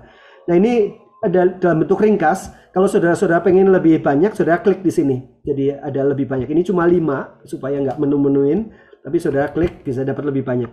Di situ ada banyak sekali informasi. Kalau saudara-saudara pakai informasi-informasi yang sudah temukan di website tadi, ada technology skills, ada knowledge dan sebagainya. Pengetahuan apa yang dibutuhkan, keterampilan apa yang dibutuhkan. Nah, saudara-saudara di atas, bagian atas selalu ada konten. Ini selalu hover ngikutin halaman yang kita buka. Nah, ini adalah shortcut sebetulnya konten sini. Ini karena informasinya banyak sekali, kita bisa lihat shortcut itu. Nah, ini termasuk work context. Kalau kerjaan itu kita akan ketemu dengan siapa saja, apa saja barang-barang atau orang yang kita jumpai. Terus job zone-nya tadi. Ya, jadi pendidikan apa yang dibutuhkan, sampai ke level apa, di sini dijelaskan macam-macamnya. Kemudian kita butuh pelatihan di alam apa saja. Jadi informasinya kaya sekali. Nah, ini bagian yang penting, saudara-saudara. Saudara-saudara, bagian bawah nanti akan ketemu dengan more information. Nah, ini adalah tempat di mana kita bisa explore tambahan. Kalau misalnya saudara tertarik untuk jadi clergy misalnya, tapi kok kayaknya saya bukan clergy yang di gereja ya. Tapi ada nggak yang mirip-mirip dengan itu tapi di tempat lain misalnya. Nah, saudara-saudara akan dibawa ke dalam ini related occupation. Di sini ada 10, kita bisa klik di sana. Ada child, family, and school social worker. Bisa menjadi director religious activities and education.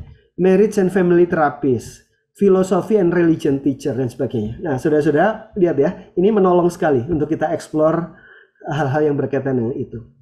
Nah, ini cuma sebagian kecil sekali. Kalau saudara-saudara sudah betul-betul masuk, bisa lihat ada banyak sekali informasi di sana untuk kita mengenali pekerjaan itu, untuk lihat setelah dibaca, oh ternyata betul ini, atau kita baca, ternyata bukan ini. Kita pikir, misalnya arsitek, saya senang gambar, saya jadi arsitek. Kemudian waktu lihat kerjaannya, waduh kayak begini, bukan cuma gambar doang begitu ya, ternyata gambarnya cuma dikit ya, yang lain-lainnya harus mikir, wah ternyata saya bukan arsitek misalnya.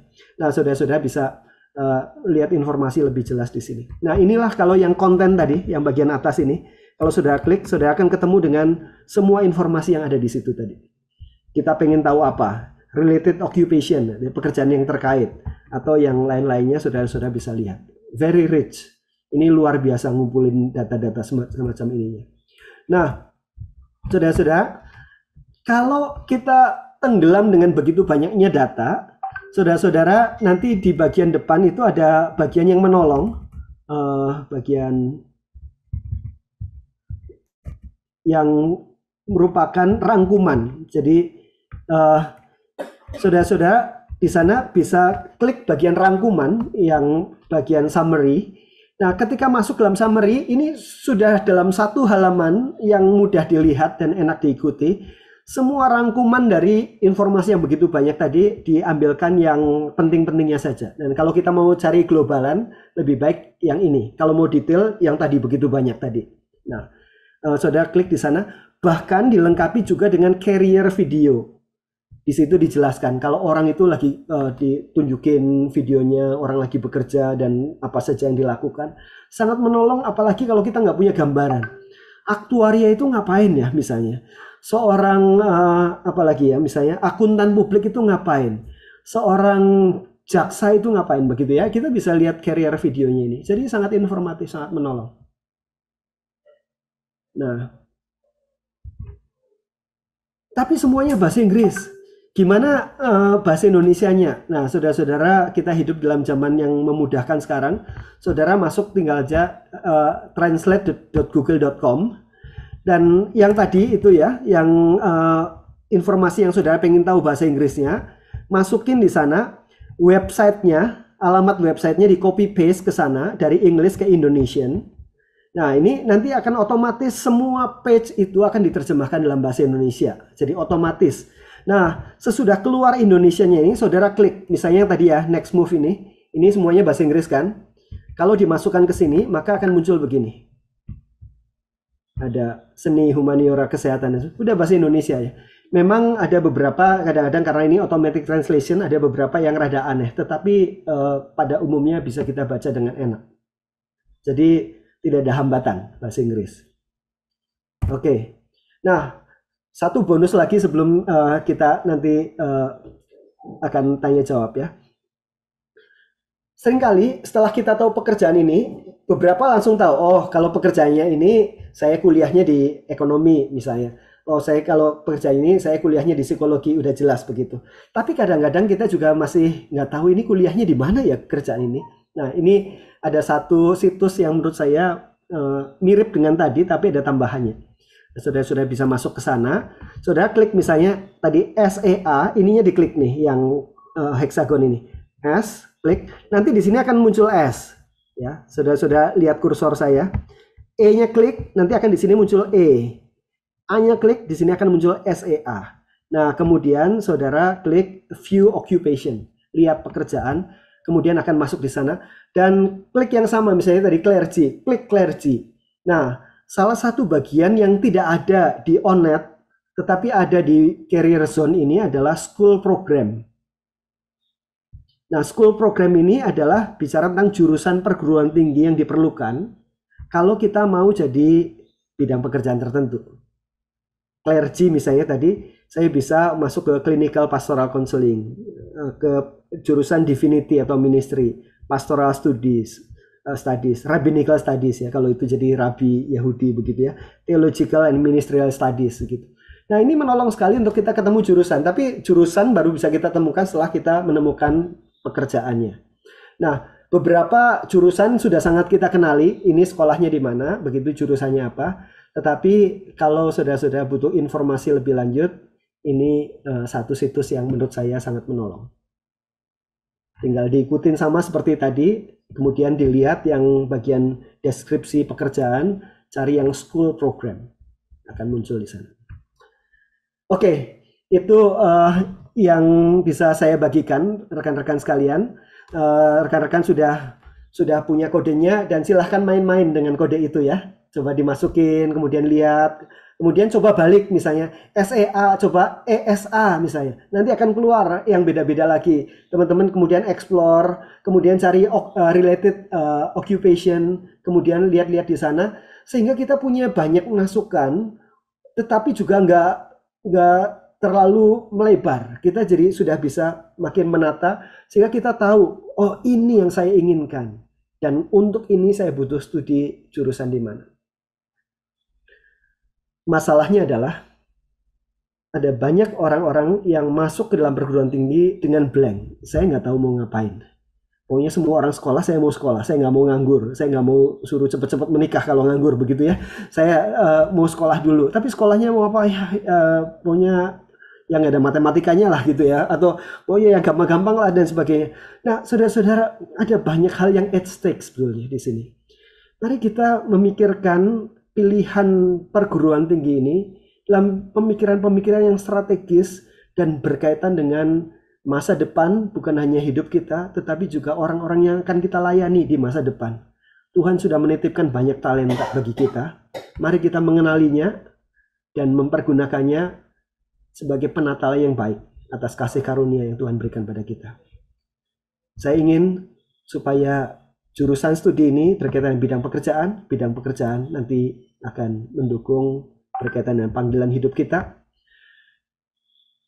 Ini slide terakhir yang saya mau tunjukkan pada rekan-rekan sekalian. Saya ingin rekan-rekan membaca, merenungkan, memikirkan pertanyaan yang ada di screen ini.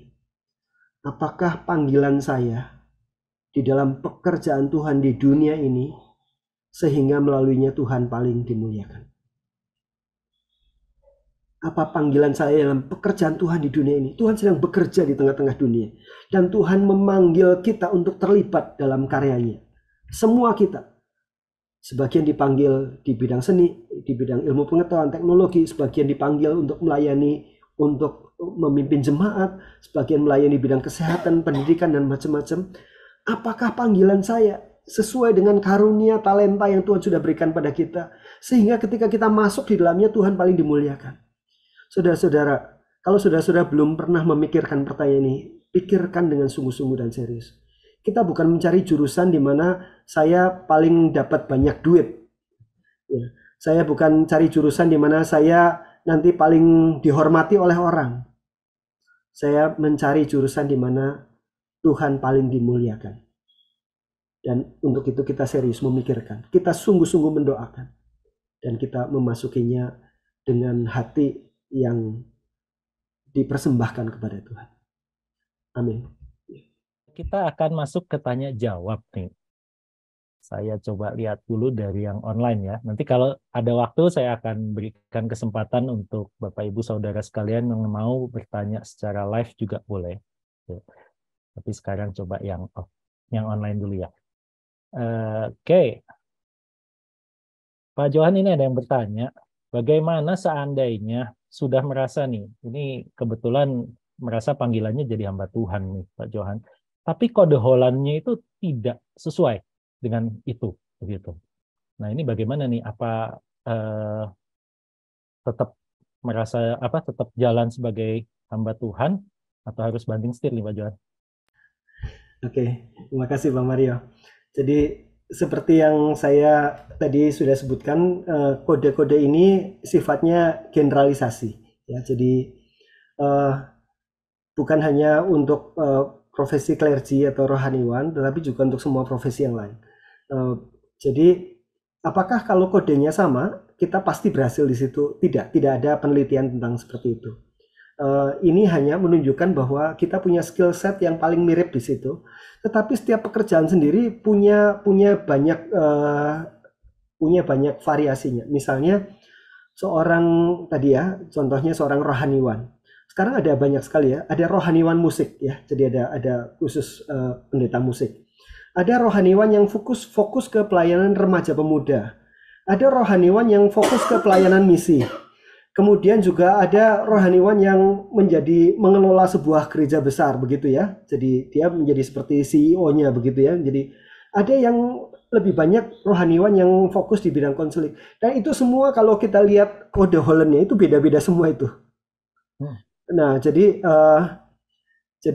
rohaniwan itu menjadi sesuatu yang clergy tadi itu lebih ke sifatnya penggembalaan mungkin ya, begitu ya.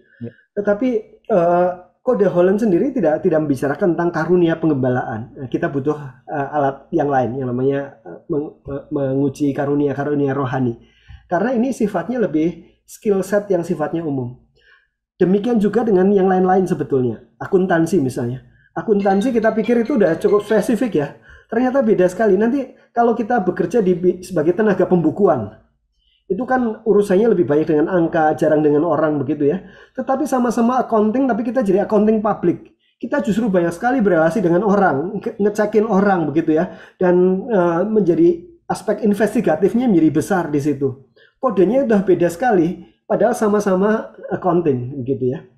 Nah jadi kalau begitu bagaimana dong begitu ya.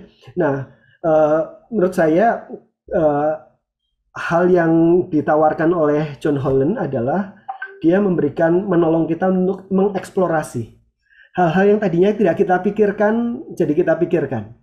Nah itulah kegunaannya ini. Jadi lebih sifatnya membuat kita punya lahan eksplorasi yang baik, tetapi tidak terlalu kemana-mana begitu ya. Ada lahan eksplorasi yang baik, tetapi bukan membatasi.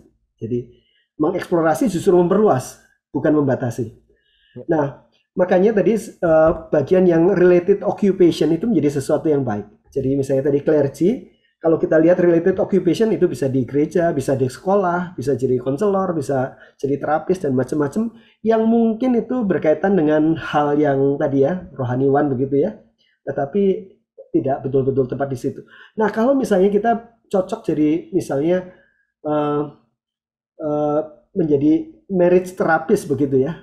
Nah, bukankah kita bisa menjadi rohaniwan, tetap clergy dengan fokus ke menolong orang-orang yang bermasalah dalam pernikahan misalnya. Jadi begitu cara kita handle, jadi bukan membatasi, tetapi justru menolong kita eksplorasi.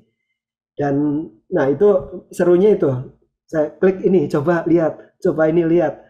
Dan dari situ kita akan jadi semakin inform. Oh iya, ternyata ada sekian banyak karir yang mungkin saya belum pikirkan, tetapi mungkin cocok dengan saya. Begitu Pak Mario. Baik, terima kasih Pak Johan. Jadi intinya jangan merasa dikunci dengan 3 kode itu ya Pak ya. Iya, iya. Seandainya Bapak Ibu Saudara sekalian mungkin tadi ada yang kemarin ada yang mengerjakan tes ini misalnya dalam 3 contoh tes yang dihasilkan kok urutannya beda semua gitu ya misalnya. Nah itu berarti seperti yang Pak Johan bilang kita punya kesempatan justru mengeksplor ya Pak Johan ya. Ya, punya kesempatan mengeksplor makin banyak. Tapi juga kalau kebanyakan rada bingung juga itu. Ya. Nah, kalau kodenya tiga kodenya sama, urutannya berbeda, biasanya cukup konten di situ ya. Jadi, tetapi kalau kodenya sama sekali berbeda, itu akan bingung. Nah, jadi saya sih lebih condong apa yang tadi kita lakukan, the party exercise. Selama kita paham betul apa yang dimaksud dengan RIASEC dan kita bisa menempatkan diri kita di situ, saya lebih condong itu daripada beberapa tes yang dilakukan. Tes itu akan menolong untuk mengkonfirmasi. Kalau mau lebih confirm, kalau misalnya betul-betul beda semua, saya menyarankan ikut tes Holland $15 itu. Ya, baik. Itu sekaligus menjawab beberapa yang menanyakan seperti itu sih di pertanyaan. Jadi kodenya ada yang berbeda cukup jauh. Ada juga yang ini Pak, jadi kode pertamanya jelas, tapi kode berikutnya mirip-miripan. Gitu. Ya. Oh ya, ini bagian eksplorasi ya, yang tadi Pak Mario bilang. Kalau ada beberapa variasi, justru kita bisa eksplorasi, artinya kita harus kembali lagi ke yang tadi tuh, ngisi ini kemudian coba dibalik-balik. Nah, kalau misalnya 3 kode ya, 2 kodenya kita yakin sekali, 1 kode enggak, kita bisa ngisi cuma 2 saja loh. Jadi nggak harus 3-3-nya. Ya. Baik. Ini ada yang menanyakan apakah materi ini boleh di-share kembali Pak kepada remaja di gerejanya? Ya. Seorang konselor di gereja. Ini minta izin berarti Pak. Dengan senang hati, materinya sudah ada di Google Drive. Oh ya, berkaitan dengan ini saya boleh minta waktu sedikit ya Pak Mario untuk membagikan bahwa ini sebetulnya yang Holland ini adalah satu bagian dari rangkaian yang lain. Iya betul Pak, itu barusan saya mau tanyakan juga. Silakan Pak Johan. Oke, ya. Jadi ini secara khusus mungkin lebih ke Bapak Ibu Saudara sekalian yang banyak melayani remaja dan pemuda, baik persekutuan siswa maupun persekutuan mahasiswa. Ini sebetulnya bagian dari rangkaian pengenalan panggilan, satu modul pemuritan yang sedang dibuat yang disebut sebagai finding my calling ya. Saya akan presentasikan sebentar saja tentang itu.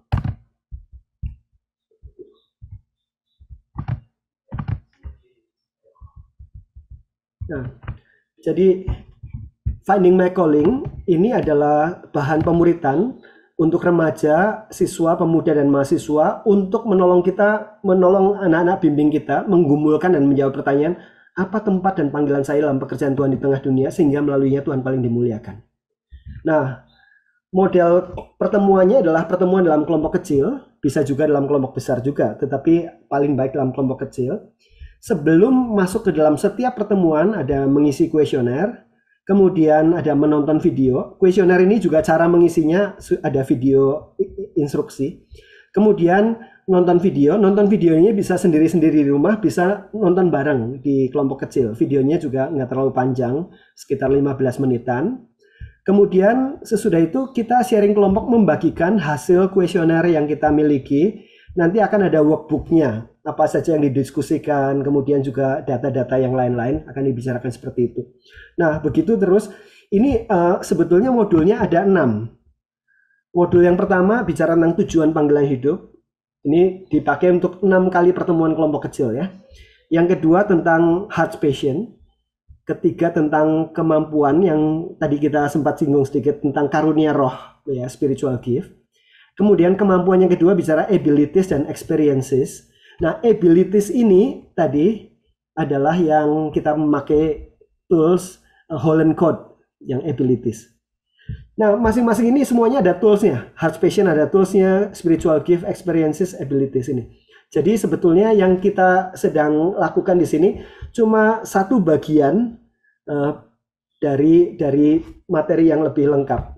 Kemudian ada personality styles, kemudian ada bonus track mengapa studi di STT bagi orang-orang yang mungkin perlu menggumulkan. Kenapa saya nggak di STT ya, begitu ya?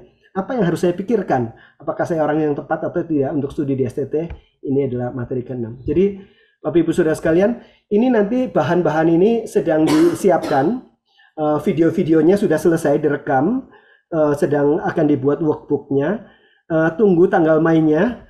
Nanti akan diumumkan di media sosial STTB kapan kita akan mengadakan training for trainers. Bagi saudara-saudara, para pembina remaja, pembina mahasiswa, pembina pemuda yang mengikuti training for trainers nanti akan mendapat akses untuk semua video, semua kuesioner, semua workbook, dan bahan-bahan penunjang yang diperlukan. Dan kita berharap ini bisa dipakai setiap tahun oleh Bapak Ibu Saudara sekalian yang melayani remaja dan pemuda, siswa dan mahasiswa untuk menolong anak didik kita, orang-orang yang sedang kita bimbing di dalam pemuritan, supaya mereka mengambil keputusan penting ini dengan baik, termasuk juga mengumuli panggilan hidup mereka. Jadi kita hari ini banyak bicara tentang jurusan studi dan pekerjaan. Yang panggilan hidup kita tidak punya banyak waktu untuk membicarakannya, tapi the whole package ini saya harap menjadi satu materi yang bisa menolong rekan-rekan sekalian untuk menolong siswa, mahasiswa, remaja, pemuda semakin menanyakan pertanyaan-pertanyaan penting dalam hidup mereka berkaitan dengan panggilan. Tunggu tanggal mainnya, rekan-rekan berharap setelah ini nanti rekan-rekan terus kepoin itu ya, medsos STTB di Instagram terutama. Di sana nanti akan ada pengumuman kapan kita akan mengadakan training for trainers, di mana saudara-saudara bisa punya akses terhadap semuanya itu. Oke, gitu Pak Mario. Baik, terima kasih Pak Johan. Kita lanjut lagi ke pertanyaan berikutnya nih Pak Johan. Ada yang dulunya punya Holland Code. Dia merasa Holland Code-nya adalah yang investigatif begitu. Ya. Kemudian seiring berjalannya waktu kok kayaknya dia merasa sekarang ini yang lebih asik buat dia itu yang artistik begitu Pak. Ya. Dua-duanya memang sama-sama ide ya kalau kita lihat. Nah, sebaiknya ngikutin yang mana nih Pak? Yang dulu apa yang sekarang? Yang sekarang. Jadi yang sekarang. Holland Code ini berdasarkan teori trade, artinya trade kita bisa berubah seiring dengan berjalannya waktu. Jadi seiring dengan pelatihan, seiring dengan pengalaman dan sebagainya bisa berubah dan bertambah, atau sebenarnya bisa memunculkan sesuatu yang tadinya dalam bentuk potensi belum muncul, kemudian jadi muncul. Jadinya kodenya kelihatannya berubah, padahal itu sebenarnya sesuatu yang sudah ada dalam diri kita. Berbeda dengan teori temperamen yang tidak berubah atau teori preference, ini adalah sesuatu yang bisa berubah. Ya, baik. Terima kasih Pak Johan. Kemudian ada pertanyaan berikutnya. Nah, ini Pak, katanya ada yang pernah dengar nih, kalau kode Holland itu harus yang berdekatan, misalnya kode S itu harus dengan A dan E. Kalau kodenya berseberangan, misalnya S A sama C itu kan jauh dari S sama A, itu artinya sebenarnya itu bukan kita. Benar begitu atau enggak, Pak? Enggak. Jadi kita ada kode-kode, ada kombinasi kode yang umum, orang banyak seperti itu, tapi ada kombinasi kode yang jarang. Nah, itu yang jauhan begitu, itu seringkali jarang. Dan itu akan muncul di dalam jenis pekerjaan yang kodenya cukup nyeleneh-nyeleneh begitu, akan sedikit gitu nanti. Nah, ada jenis pekerjaan yang banyak sekali begitu, biasanya yang lumayan berdekatan itu. Jadi, tapi kita nggak perlu worry dengan itu, kita tinggal lihat saja, kita masukin kemudian nanti daftar pekerjaannya keluar sendiri dari Ponet itu. Oke, baik. Ya, itu sangat menjawab. Pertanyaan berikutnya, saya masih lihat dari yang online, Bapak Ibu Saudara sekalian. Ada yang menanyakan begini, Pak. Ini mungkin siswa SMA ya, karena siswa SMA biasanya kan sudah ikut tes minat bakat juga. Ya. Ternyata kalau hasil dari tes minat bakatnya itu beda dengan hasil dari tes Hollandnya. Jadi gimana nih, Pak? Nah, ini menarik kalau berbeda. Mestinya meskipun dasar teorinya berbeda, akan mengerucut pada hal-hal yang mirip. Nah, begitu ya. Kalau berbeda, saya mungkin waktu kita mengisinya pada saat itu, kita pertanyaan-pertanyaannya mengarah kepada bidang-bidang tertentu. Dan waktu kita mengisi Holland ini kan lebih generik ya, lebih umum begitu. Jadi memang tidak semua alat tes bakat itu alat yang baik, apalagi yang terjemahan.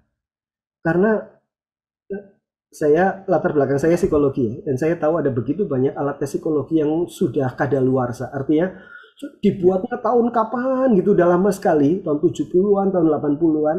Dan dulu pernah ada yang menerjemahkan ke dalam bahasa Indonesia, terus tidak dibuat penelitian norma yang terbaru sekarang, apalagi pekerjaan kan berubah-berubah sekarang. Pekerjaan yang dulu ada sekarang nggak ada, yang sekarang ada dulu belum muncul begitu ya, jadi YouTuber gitu ya, event organizer kan dulu belum ada begitu ya. Nah, ini sudah tidak mengikuti perkembangan waktu, tetapi karena adanya alat itu, ya udah itu yang dipakai terus. Dan saudara-saudara waktu ngisi kuesioner yang seperti itu kan sudah nggak tahu ini kuesioner tahun berapa, masih valid apa enggak dan sebagainya. Kita sebetulnya mengisi sesuatu yang kita nggak tahu loh. Nah, jadi memang ada kemungkinan sesuatu yang tidak valid bukan karena kitanya, tetapi mungkin karena alatnya tidak terlalu tepat. Baik. Itu salah satu kemungkinan ya. Ya, kemudian ada pertanyaan yang menarik juga nih, Pak. Ada yang merasa nggak yakin nih antara benar panggilan Tuhan atau cuma dia saat itu tertarik sementara aja gitu, Pak. Mungkin Bapak bisa bantu menjelaskan nih, Pak, gimana mengenalinya. Ya, memang ini sesuatu yang tidak terlalu mudah untuk yang namanya discernment ya, untuk menentukan ini. Saran saya adalah cari orang yang sangat mengenal kita dengan baik. Dia orang yang tahu kita dan kita bisa ngobrol dengan dia tanpa penghakiman begitu ya, dan dia bisa kemudian membantu kita discerning. Ini sebetulnya kita seperti apa begitu ya. Jadi yang seperti itu memang perlu berjalan bersama-sama, karena faktor untuk menentukan itu bukan cuma single faktor, ada banyak faktor-faktor yang berpengaruh, yang nggak bisa dijawab hanya dengan melihat Holland Code misalnya. Baik, satu pertanyaan lagi adalah apakah tes Holland Code ini bisa dimix dengan tes MBTI, Pak? Oke, ya ini berarti sudah cukup kenal dengan beberapa model tes ya. Holland Code adalah tes yang sangat terkenal dalam pengertian sangat banyak dipakai untuk minat dan bakat. MBTI adalah alat yang sangat terkenal untuk bicara tentang personality style, tipe kepribadian. Nah, kalau rekan-rekan nanti akan memakai yang komplit itu, nah saudara-saudara akan ketemu dengan MBTI juga, yang tadi ya, Finding My Calling ya. Dia akan ketemu dengan MBTI untuk personality styles, dia akan ketemu dengan spiritual gift untuk karunia roh, akan ketemu dengan bagaimana eksplorasi keterbebanan dan lain-lain. Jadi cukup seru sebetulnya itu nanti kalau rekan-rekan pakai itu sebagai bahan pemuritan. Selalu persiapannya ngisi kuesioner, dengerin video, sharing, isi kuesioner, dengerin video, sharing. Jadi uh, di bahan ini dikombinkan. Satu peringatan sedikit ya tentang MBTI. MBTI tidak pernah dimaksudkan sebagai alat untuk career guidance sebetulnya. Itu dipakai untuk menolong kita menemukan kecenderungan kepribadian kita. Nah, tapi kan banyak di hasil-hasil MBTI yang kalau tipenya ini pekerjaannya ini dan sebagainya. Nah, saudara-saudara ini saudara perlu perhatikan ini.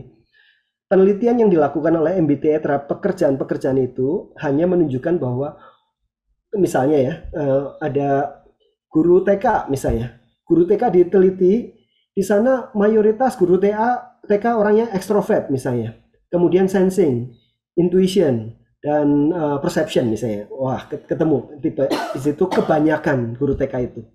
Kemudian orang yang kerja di lab kebanyakan orang introvert. Kemudian apa-apa. Nah, itulah yang ditemukan di penelitian-penelitian MBTI. Kebanyakan orang yang bekerja di sini tipenya apa? Tetapi pertanyaannya, apakah kalau misalnya saya guru TK tapi introvert, bisa berhasil nggak?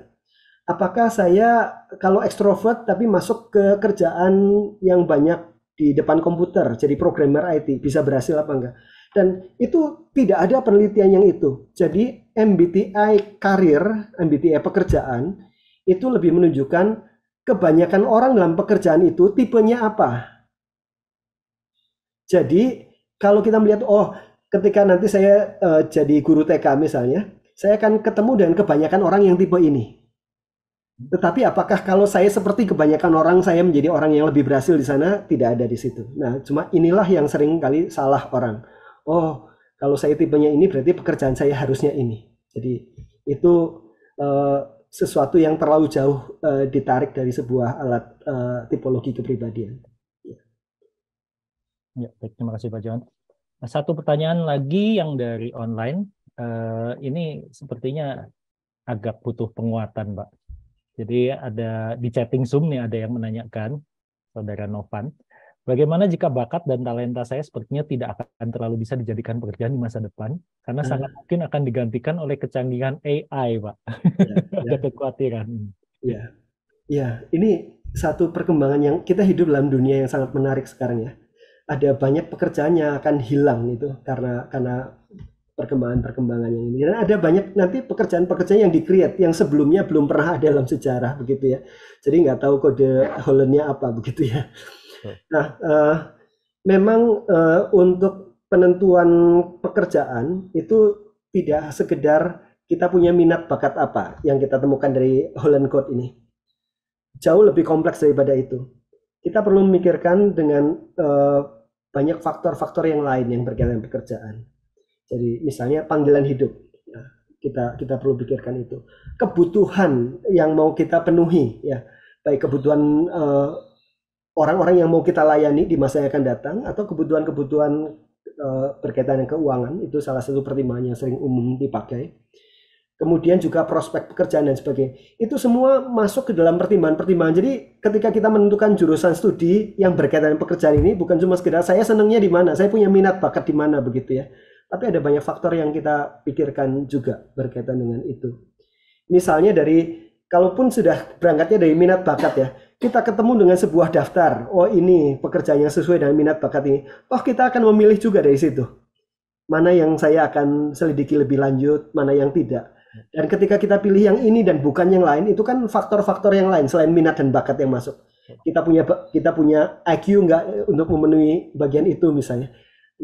Terus kita punya kesempatan untuk studi itu apa enggak dan lain-lain. Jadi ketika kita memilih dari daftar eksplorasi ini, sebetulnya yang interplay di situ adalah pertimbangan-pertimbangan yang di luar minat dan bakat. Dan itu memang akan begitu. Termasuk juga prospek pekerjaan. Nanti kalau kerjaan itu sudah akan hilang ya, jadi kita perlu pikirkan. Nah, tetapi saudara-saudara, kalau saudara pakai Onet itu salah satu bagian yang menarik di sana. Ini karena database-nya database Departemen Tenaga Kerja Amerika. Nanti akan keluar di situ pekerjaan-pekerjaan yang punya bright future apa itu keluar tuh. Biasanya ada kode warna kuning di situ. Kemudian pekerjaan-pekerjaan yang sedang high demand nanti muncul di situ. Tetapi ini kan tentu saja konteksnya Amerika ya.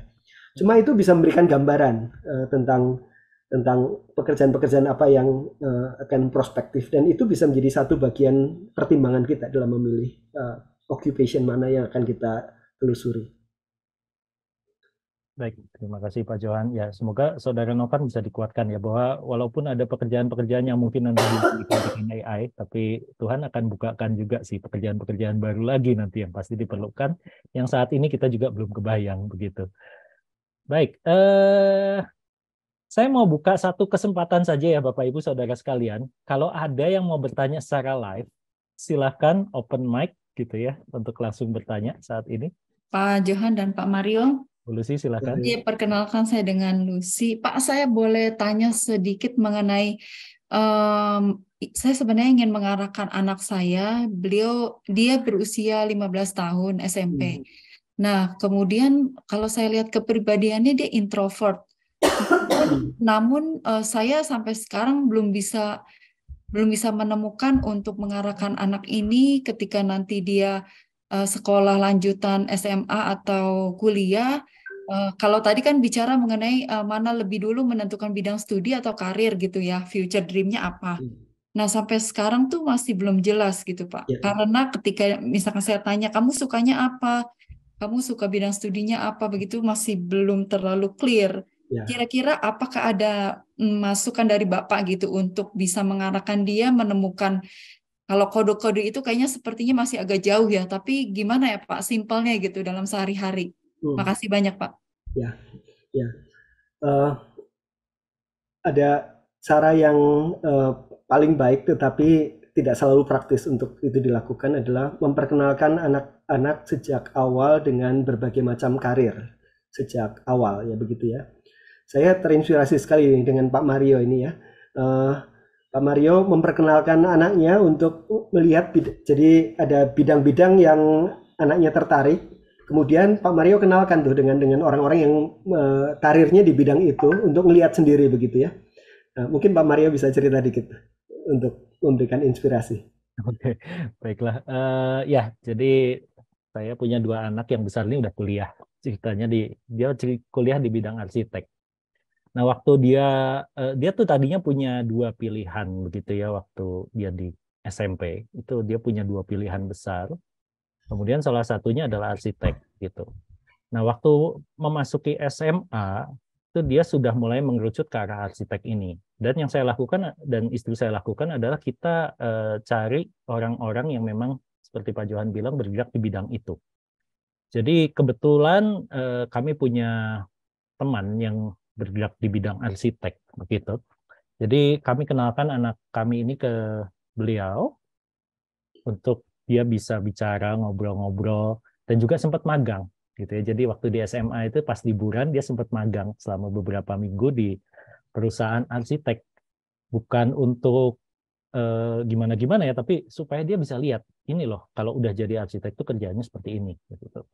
Nah, cuma kami nggak berhenti di situ sih. Saya juga punya, karena saya guru dulunya ya, saya punya mantan-mantan murid yang sudah lulus. Itu ada yang lagi kuliah arsitek, ada yang sudah selesai kuliah arsitek, ada yang buka usaha arsitek sendiri. Dan sama-sama kebetulan anak saya perempuan yang gede. Ini juga saya punya nih, mantan murid saya perempuan yang udah bergerak punya perusahaan sendiri di bidang arsitek.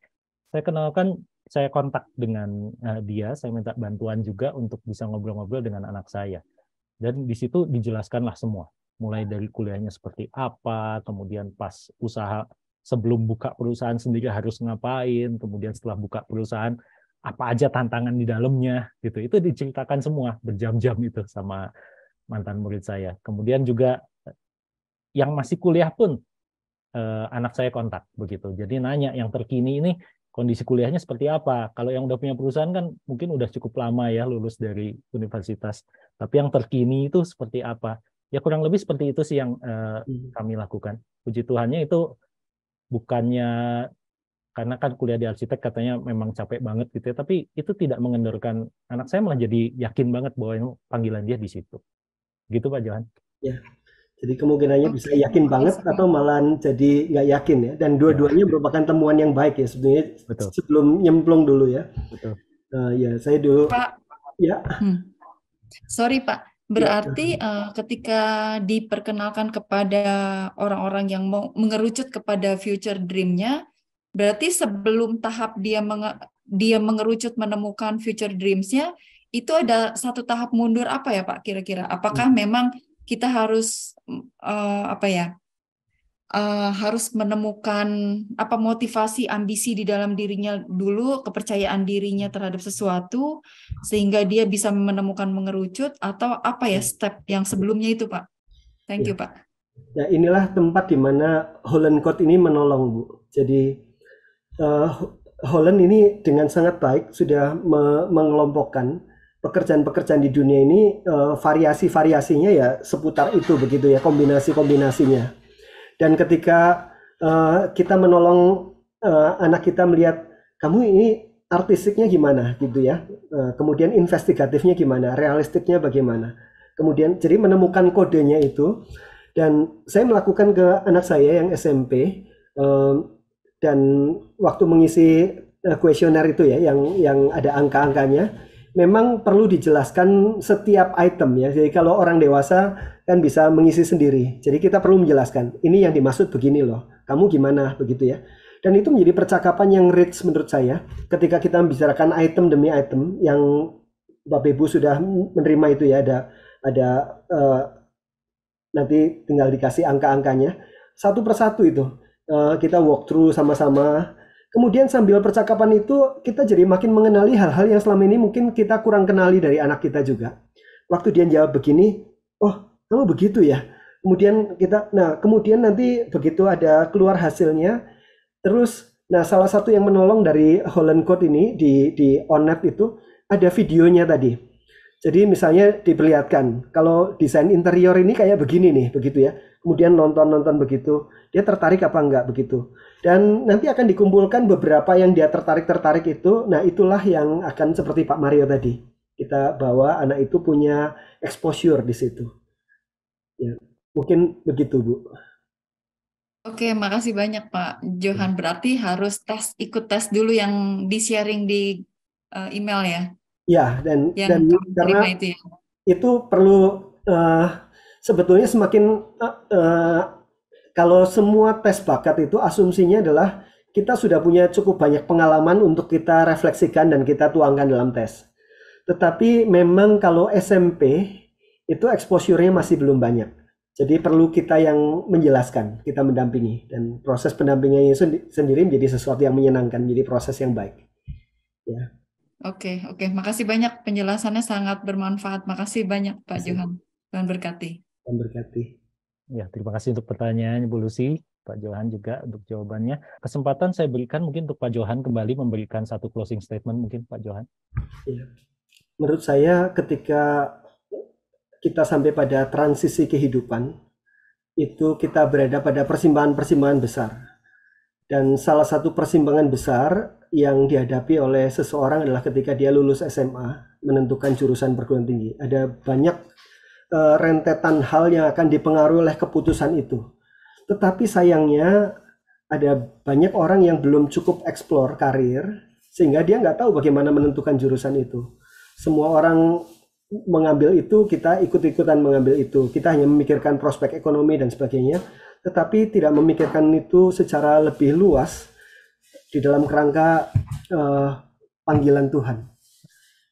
Dan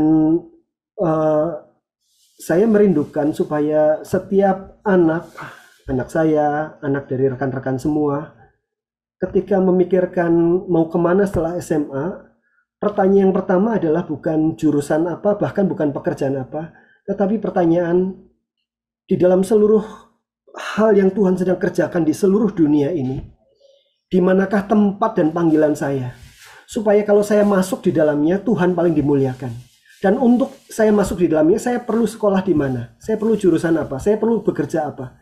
Sehingga Tuhan paling dimuliakan.